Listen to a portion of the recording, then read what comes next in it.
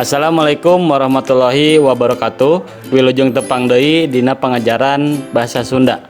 Dina dinten ayeuna urang sami-sami bade diajar materi bahasa Sunda kanggo kelas 7 nyaeta materina wawaran atanapi iklan layanan masyarakat.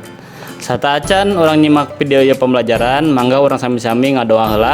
Mudah-mudahan video pembelajaran ieu mudah dipahami ku hideup. Tujuan dina pembelajaran ayeuna hideup tiasa ngabedakeun naon anu disebut iklan sareng anu disebut wawaran. Nah, ayeuna nu pertama nyaeta pengertian ti iklan. Naon anu dimaksud iklan teh? Iklan teh nyaeta wacana anu eusina mangolahan jalma lian sangkan milampah naon-naon anu diiklankeun teh. Iklan ieu teh kaasup kana wacana persuasif.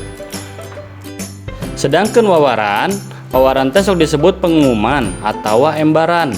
Wawaran teh mibanda tujuan keur nepikeun informasi nu aya mangpaatna atawa sahenteuna sangkan balarea apaleun. Di sawang tina wanguna iklan teh dibagi tilu, nyaeta anu kahiji iklan baris, anu kadua iklan sandi, sareng anu katilu nyaeta iklan kulawarga.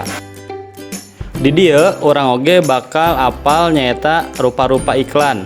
Anu kahiji aya iklan komersil, anu kadua aya iklan sosial atanapi disebut iklan layanan masyarakat. Naon sih anu ngabedakeun iklan komersil sareng iklan sosial? Yuk, urang sami-sami nyimak perhatikeun nya. Anu kahiji nyaeta iklan komersil.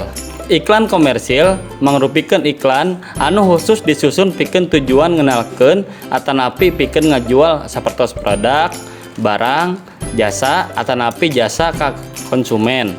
Tujuan iklan komersil tangtosna pikeun kengingkeun kauntungan secara ekonomi. Mangga ku hidup sadayana tingali contoh-contoh anu kalebet iklan komersil. Aku suka susunya hingga tetes terakhir. Aku suka coklatnya hingga tetes terakhir. Susu Bandera coklat nikmat hingga tetes terakhir. Susu Bandera coklat hingga tetes terakhir. Susu saya, susu Bandera. Dina contoh iklan komersil tadi, yen orang tiasa nyimpulkeun nyaeta iklan mibanda ciri-ciri anu khusus diantarana wae anu kahiji aya judul atawa jejer anu diiklankeun, anu kadua kalimahna parondok, anu katilu kecap-kecap anu dipakena jelas hartina, anu kaopat sifatna mangaruhan atanapi persuasif, anu kalima tujuanana pikeun narik ati jalma lian, anu kagenep carana bisa ku cara kaleuweuhi atanapi disebat bombastis atawa rahul atawa ngabohong. Dina istilahna nyaeta disebat hiperbola. Anu katujuh biasana nganggulkeun produk barang atawa kagiatan anu diiklankeunana. Sedangkan anu kadua nyaeta iklan sosial atanapi biasa disebat iklan layanan masyarakat. Iklan sosial nyaeta sifatna nirlaba sehingga ngan saukur milari keuntungan sosial sanes keuntungan komersial secara langsung. Tujuan tina iklan ieu nyaeta pikeun ngawangun gambar anu hade di komunitas sareng iklan ieu biasana mangrupikeun undangan kanu sejen.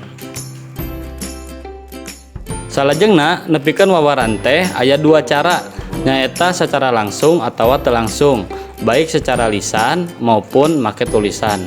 Tingali contoh ieu.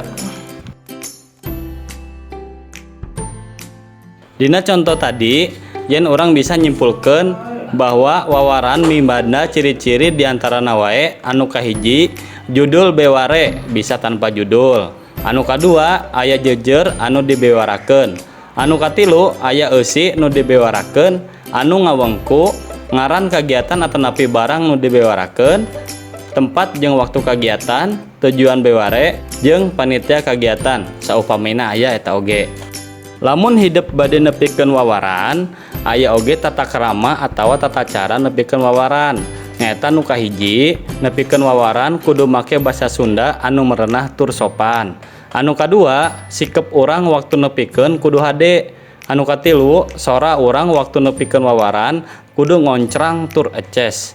Anu kaopat, wawaran anu ditepikeun eusina penting keur dipikan nyaho ku batur. Anu kalima, wawaran anu ditepikeun eusina kudu bener, lain beja atanapi bohong. Anu kagenep anu terakhir nyaeta upama hiji waktu urang nepikeun wawaran, ulah sieun lamun aya nu nanyakeun. Mung sakitu anu tiasa dipikahatur dina video pembelajaran ieu dina materi wawaran atanapi iklan layanan masyarakat. Mugi-mugi tiasa dipahami ku hideuk. Hatur nuhun kasadayana anu tos nonton ieu video pembelajaran. Wilujeng tepang deui di video pembelajaran salajengna. Wassalamualaikum warahmatullahi wabarakatuh.